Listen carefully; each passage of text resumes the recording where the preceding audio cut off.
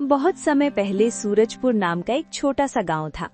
ये गांव चारों तरफ से खेतों, पेड़ों और नदी से घिरा हुआ था। यहाँ रहने वाले लोग मेहनती और सीधे साधे थे। उसी गांव में मोहन नाम का एक गरीब लेकिन बहुत ईमानदार लड़का रहता था।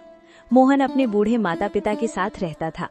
उनके पास ज्यादा जमीन नहीं थी, इसलिए मोहन रोज मजदूरी करके घर चलाता था। लेकिन मोहन की एक खास बात थी, वो हमेशा सच बोलता था।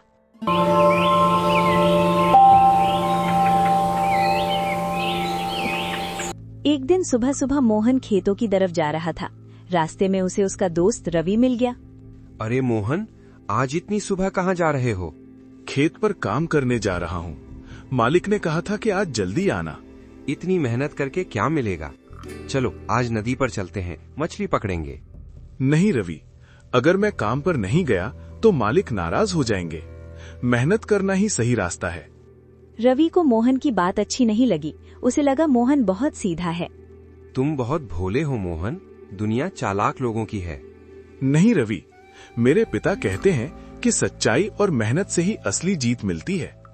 मोहन खेत की तरफ चला गया। रास्ते में उसे एक पुराना चमड़े का बैग पड़ा हुआ मिला। मोहन ने बैग उठाकर देखा। बैग के अंदर बहुत सारे पैसे और कुछ कागज थे। मोहन हैरान रह गया। इतने सारे पैसे! अगर मैं ये रख लूं तो हमारे सारे दुख खत्म हो सकते हैं। लेकिन तभी उसे अपने पिता की बात याद आई। बेटा, दूसरों की चीज पर कभी लालच मत करना। मोहन ने तुरंत फैसला किया। ये पैसे जिसके हैं उसे ही लौटाने होंगे। उसी समय वहाँ रवि फिर आ गया। अरे मोहन, तुम्हारे हाथ में क्या है? मुझे रास्ते में ये बैग मिला है। रवि ने बैग खोलकर देखा तो उसकी आंखें चमक उठी। अरे, इसमें तो बहुत पैसे हैं। हाँ, लेकिन ये हमारे नहीं हैं। पागल हो क्या? इतना पैसा जिंदगी में दोबारा नहीं मिलेगा। रवि ने मोहन को समझाने की कोशिश की। सुनो मोहन, अगर हम ये पैसे रख लें तो कोई नहीं जान पाएगा। लेकिन हमारा दिल तो जानता होगा। मोहन की बात सुनकर रवि चुप हो गया। तुम सच में बहुत अलग हो मोहन। मोहन बैग लेकर गांव की पंचायत में पहुंच गया। वहां गांव के सरपंच बैठे थे। क्या बात है मोहन, तुम यहाँ क्यों आए हो? सरपंच जी, मुझे रास्ते में ये बैग मिला है। और तुम इसे यहाँ लेकर आए हो? जी, ये किसी का खोया हुआ होगा। सरपंच ने बैग खोला और अंदर के कागज देखने लगे। कुछ देर बाद सरपंच के चेहरे पर मुस्कान आ गई। मोहन, ये बैग शहर के बड़े व्यापारी श्यामलाल का है। तो उन्हें बुला लीजिए। थोड़ी देर बाद श्यामलाल भी वहां पहुंच गए। मेरा बैग कहीं गिर गया था। उसमें बहुत जरूरी कागज और पैसे थे। क्या ये वही बैग है? श्यामलाल ने बैग देखा और खुशी से उछल पड़े। हाँ, यही है।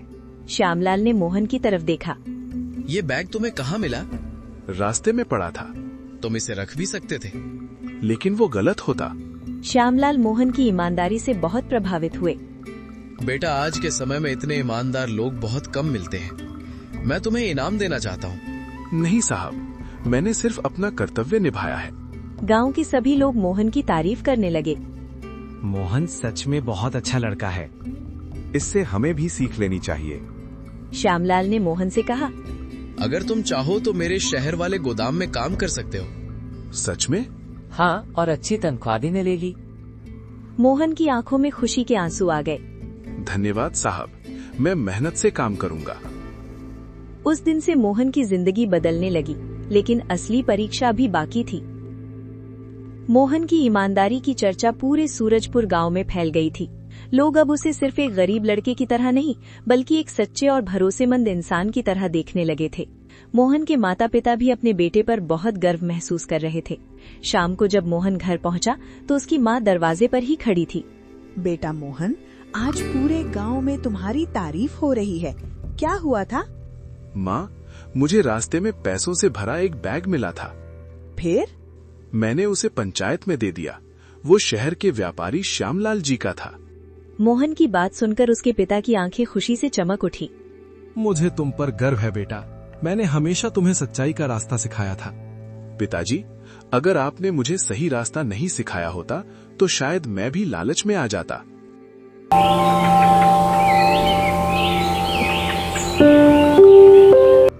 अगले दिन सुबह मोहन शहर जाने की तैयारी करने लगा। उसे श्यामलाल के गोदाम में काम करने का मौका मिला था। रवि भी वहां आ गया। तो तुम सच में शहर जा रहे हो? हाँ, आज ही जा रहा हूँ। मोहन, उस दिन मैंने तुम्हें पैसे रखने के लिए कहा था, मुझे माफ कर दो। दोस्तों के बीच माफी कैसी रवि? तुम सही थे और मैं गलत। रवि को अब समझ आ गया था कि ईमानदारी का रास्ता ही सबसे अच्छा होता है। कुछ देर बाद मोहन अपने पिता के साथ शहर के लिए निकल पड़ा। शहर मोहन ने पहली बार देखा था। ऊंची ऊंची इमारतें, भीड़ भाड़ वाली सड़कें और हर तरफ भागती हुई जिंदगी। मोहन थोड़ा घबरा गया। पिताजी, शहर तो बहुत बड़ा है। डरने की जरूरत नहीं बेटा, मेहनत करने वाला इंसान कहीं भी सफल हो सकता है। थोड़ी देर बाद वे श्यामलाल के बड़े गोदाम पहुंचे। श्यामलाल पहले से ही उनका इंतजार कर रहे थे। आओ मोहन, मैं तुम्हारा ही इंतजार कर रहा था। नमस्ते साहब। आज से तुम यहाँ काम शुरू कर सकते हो। जी साहब। गोदाम में कई मजदूर काम करते थे। उनमें से एक आदमी था रघु। रघु थोड़ा चालाक और लालची स्वभाव का था। देखो, ये नया लड़का आया है। सुना है बहुत ईमानदार है। ईमानदारी से कोई अमीर नहीं बनता। मोहन ने अपने काम की शुरुआत कर दी।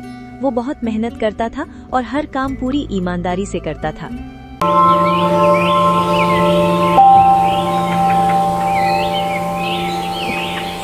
कुछ ही दिनों में श्यामलाल को मोहन पर बहुत भरोसा हो गया। मोहन, तुम बहुत अच्छा काम कर रहे हो।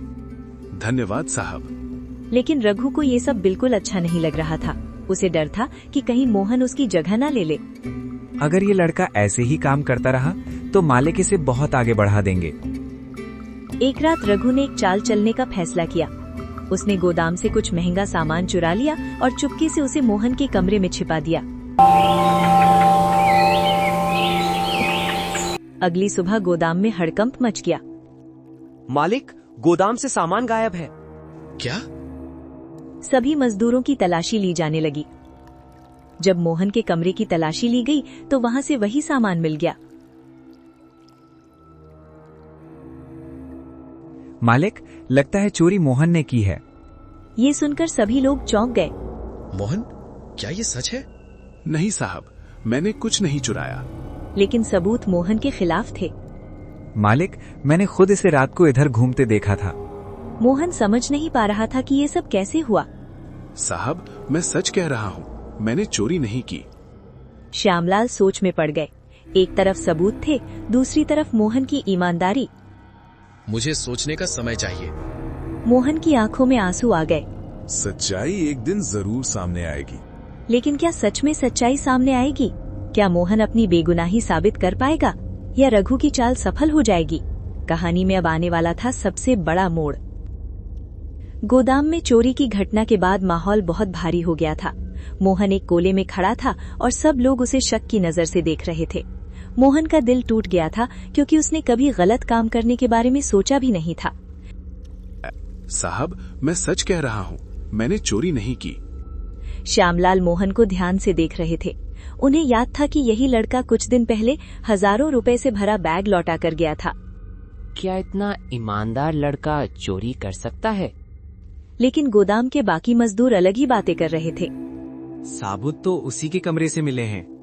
शायद हम सबको इस पर भरोसा नहीं करना चाहिए था। ये सब सुनकर मोहन की आंखों में आंसू आ गए। भगवान जानता है कि मैंने चोरी नहीं की। उसी समय श्यामलाल ने एक फैसला लिया। मोहन, मैं तुम्हें तुरंत दोषी नहीं मानूंगा। लेकिन मालिक, सबूत तो मिल चुके हैं। सबूत कभी कभी झूठ भी बोलते हैं। सच जानना जरूरी है। श्यामलाल ने पूरे गोदाम में जांच करने का आदेश दिया। उन्होंने सभी मजदूरों से अलग अलग पूछताछ शुरू की। कल रात कौन कौन गोदाम में था? साहब, ज्यादातर लोग तो जल्दी चले गए थे। और रघु? रघु देर तक ही था।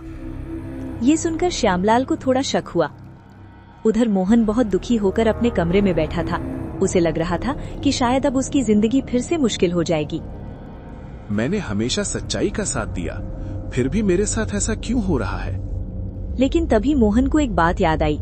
कल रात उसने किसी की हल्की आवाज सुनी थी। शायद किसी ने मेरे कमरे में कुछ रखा था। मोहन तुरंत श्यामलाल के पास गया। साहब, मुझे आपसे एक बात कहनी है। हाँ मोहन, बोलो। कल रात मैंने किसी के कदमों की आवाज सुनी थी। तुमने देखा कौन था? नहीं साहब, लेकिन आवाज गोदाम की तरफ से आई थी। श्यामलाल को अब शक और गहरा हो गया। उन्होंने तुरंत गोदाम के चौकीदार को बुलाया। चौकीदार, कल रात तुमने किसे आते जाते देखा? साहब, मैंने रघु को देर रात गोदाम के पास देखा था। ये सुनकर रघु के चेहरे का रंग उड़ गया। नहीं मालिक, ये झूठ बोल रहा है। श्यामलाल ने सख्त आवाज में कहा। सच बताओ रघु, क्या ये सब तुम्हारी चाल है? रघु कुछ देर चुप रहा। उसके चेहरे पर दर्द साफ दिखाई दे रहा था। हाँ मालिक, गलती हो गई। गोदाम में खामोशी छा गई। रघु ने रोने शुरू कर दिया। मैं मोहन से जलता था, इसलिए मैंने सामान उसके कमरे में छिपा दिया। अब सबको सच्चाई समझ आ गई।